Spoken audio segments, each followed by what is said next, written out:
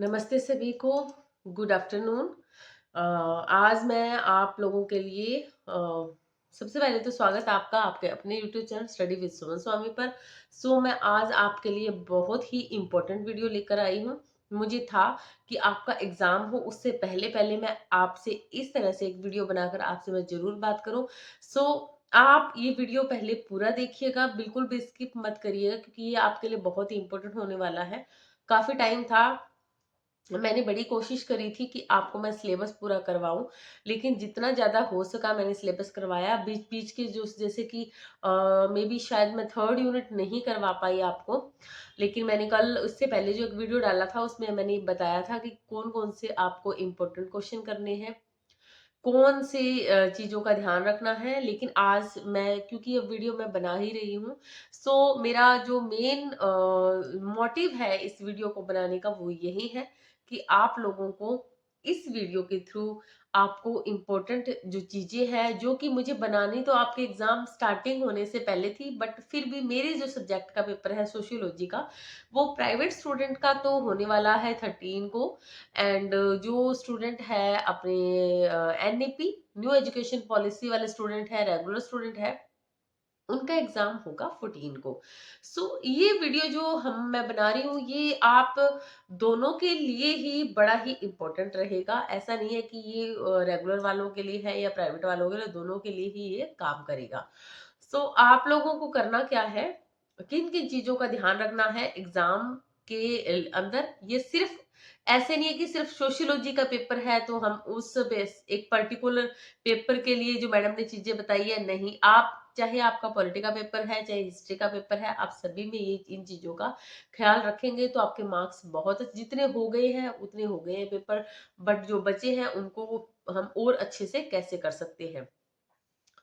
सो आपने अब तक जो भी था सिलेबस मैंने आपको करवाया और क्वेश्चन भी बताए। अब आपको ध्यान ये रखना है, एक तो ये कि 14 को जिन बच्चों का पेपर है कंप्यूटर का है और साथ में सोशियोलॉजी का है, क्लैश हो रहा है। कोई बदलाव आता है तो ठीक है, नहीं तो जो डेटशीट है उसमें आपका जो फर्स्ट पेपर होने वाला है वो तो होगा ही होगा।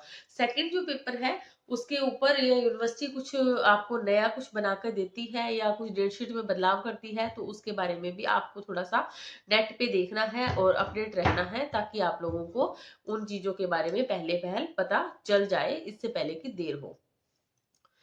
अब हम बात करते हैं एक कि आपका ये पेपर तो देखो हो ही जाएंगे, है ना। अब आपके 26 दिसंबर तक पेपर खत्म हो जाएंगे, प्राइवेट स्टूडेंट के भी और रेगुलर वालों के भी। तो अगला जो सेमेस्टर आएगा उसमें न केवल सोशियोलॉजी जबकि हिस्ट्री और पॉलिटिकल साइंस भी मैं आपको करवाने की पूरी पूरी कोशिश रहेगी, क्योंकि इस बार तो हमारा जो सिलेबस था वो ऑलमोस्ट पूरा हो गया था, एकदम पूरा नहीं, ऑलमोस्ट हो गया था सोशियोलॉजी का। लेकिन इस बार मेरा रहेगा सोशियोलॉजी का तो मैं पूरा करवाऊंगी, उसके साथ जो है पॉलिटी और हिस्ट्री के भी मेरी कोशिश रहेगी कि आपको मैं करवाऊं। इसके साथ कॉम्पिटिटिव एग्जाम के जो है आपके लिए चीजें जो इम्पोर्टेंट रहेगी वो भी मेरी कोशिश रहेगी कि आपको वो उसका भी कंटेंट आपको उसमें मिल जाए।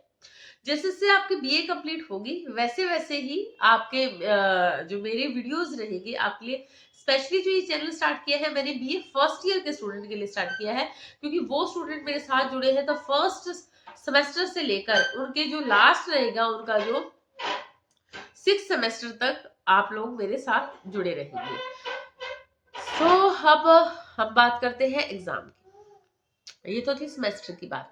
अब आप लोगों का पेपर 13 वालों का और 14 वालों का है, उसके लिए कुछ इंपॉर्टेंट बातें ये है कि आपने करना क्या है।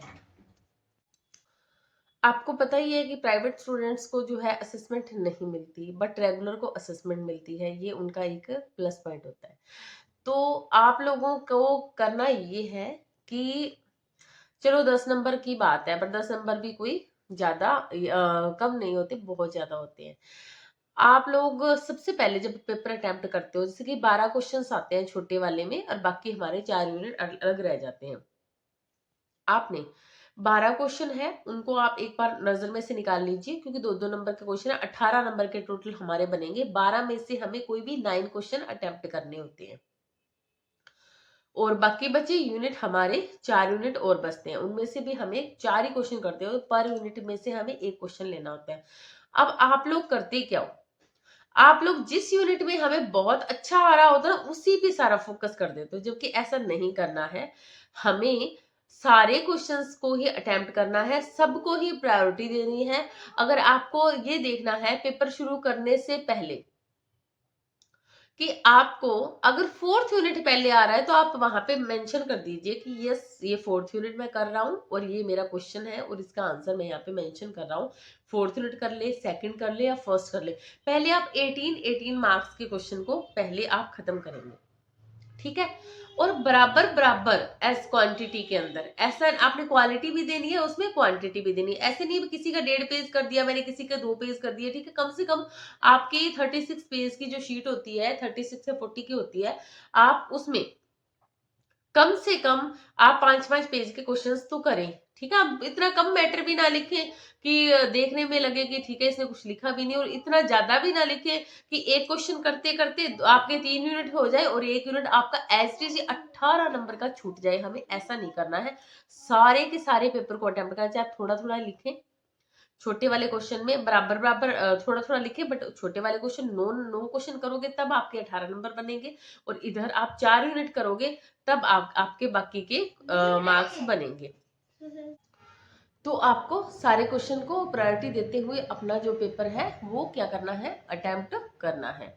और एक और चीज आपने करनी है कि क्वेश्चन का जब आप आंसर लिखें तो आप डबल पेन का इस्तेमाल कर सकते हो, आप ब्लू के साथ में ब्लैक पेन जरूर लेकर जाएं अपने साथ में, क्योंकि 2 पेन अलाउड, ब्लू तो आप करते करते हो, बट ब्लैक पेन आपको क्या करना है, हेडिंग लिखनी है। हेडिंग जैसे कि समाजशास्त्र का अर्थ और परिभाषा लिखे तो आप अर्थ, डेफिनेशंस में जैसे कि मजूमदार की डेफिनेशन दे रहे हो आप, या फिर ऑगस्ट कॉम्ट की दे रहे हो, मैक्स वेबर या दुर्खीम की दे रहे हो, तो आपने पर्टिकुलर जो राइटर के नाम है उनको ब्लैक पेन से हाईलाइट करना है, और अंडरलाइन भी आपने ब्लैक पेन से करनी है। इसके अलावा आप जैसे कि सोशलाइजेशन के अंदर आप इसके अलग अलग स्टेजेस लिखते हो, एनुअल स्टेज लिखते हो या लेटेंसी स्टेज लिखते हो, या स्टार्टिंग की जो ओल्ड स्टेज लिखते हो, है ना।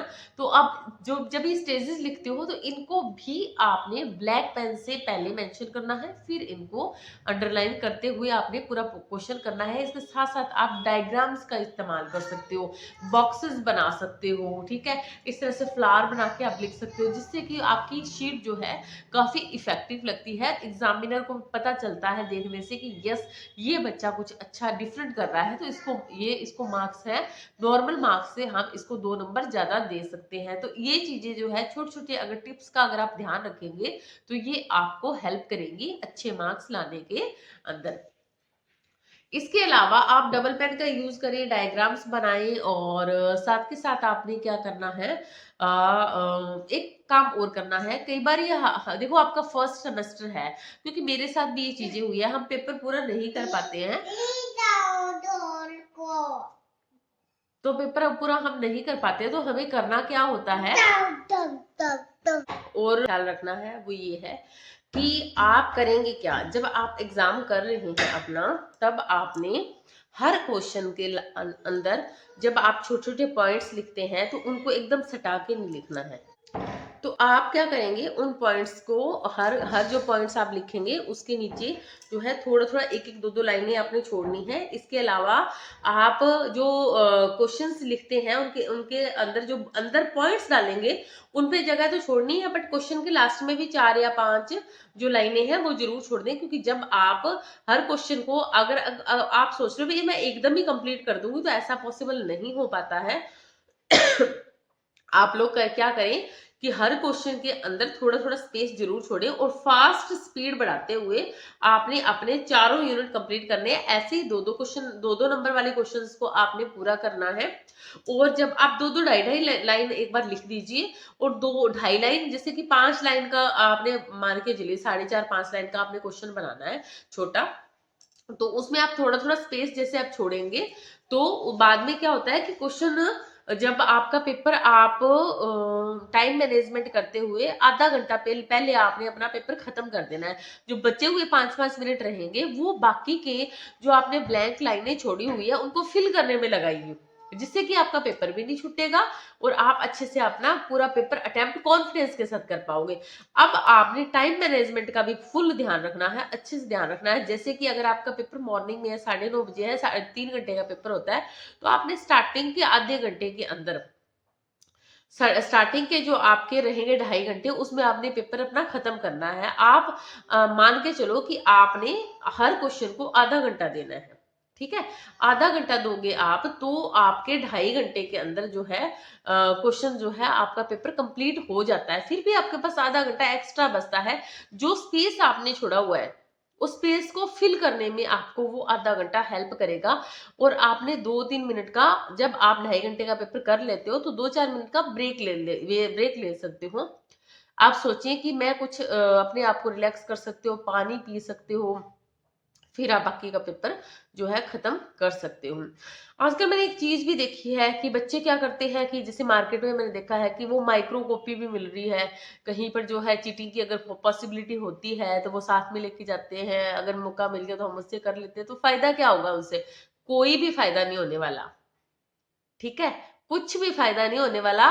ठीक है, एक आध बार करके पेपर पास कर भी लिया, बट अगर आप पढ़कर एग्जाम दोगे, है ना, तो उसका ना एक मजा ही उस हो रहा था अलग। जैसे कि 12th फेल फिल्म के अंदर भी दिखाते हैं कि तुम्हें कुछ करना है तो चीटिंग छोड़नी पड़ेगी, है ना। उसमें वो चीटिंग छोड़ता है, सारे बच्चे चीटिंग करते हैं और एक वो बच्चा होता है वो चीटिंग नहीं करता, देखो किस पोस्ट तक पहुंचा। हाँ, स्ट्रगल होता है, बट आप, फिल्में कहते हैं ना, फिल्में समाज का आईना होती है, तो ये फिल्में हमें बहुत कुछ सिखाती भी हैं, है ना।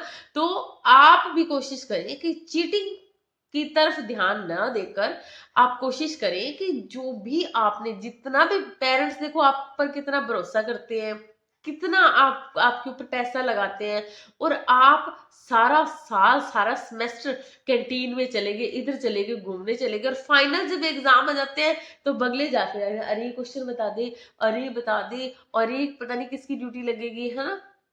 आप ये सारा का सारा जुगाड़ करने में लग जाते हो।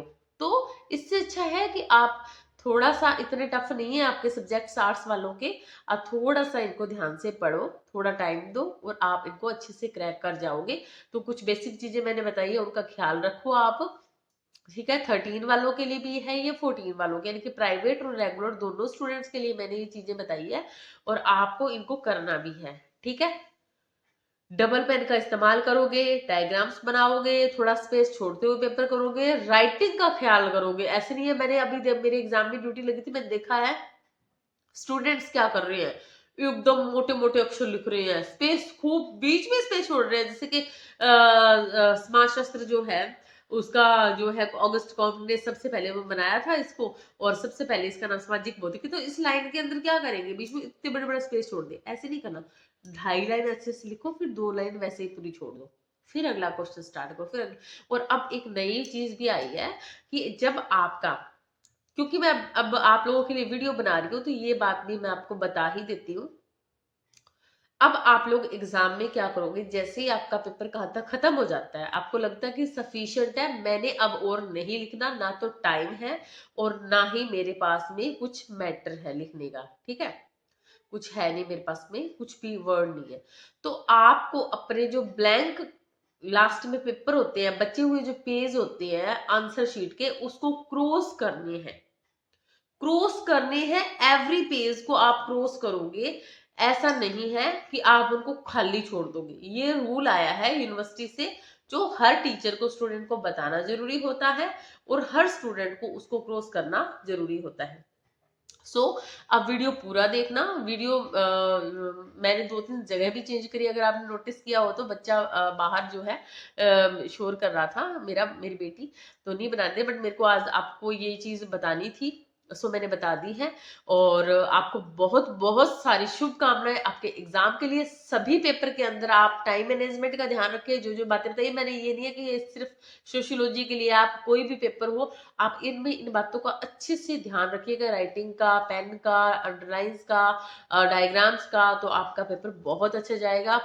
सो फिर मिलेंगे अपने एक नए क्लास के साथ में, नए सेमेस्टर के साथ में। तब तक के लिए आपको बहुत बहुत शुभकामनाएं मेरी तरफ से, बहुत बहुत सारा बेस्ट ऑफ लक, और फिर मिलते हैं नई क्लास में। तब तक के लिए जय हिंद, जय भारत, नमस्ते।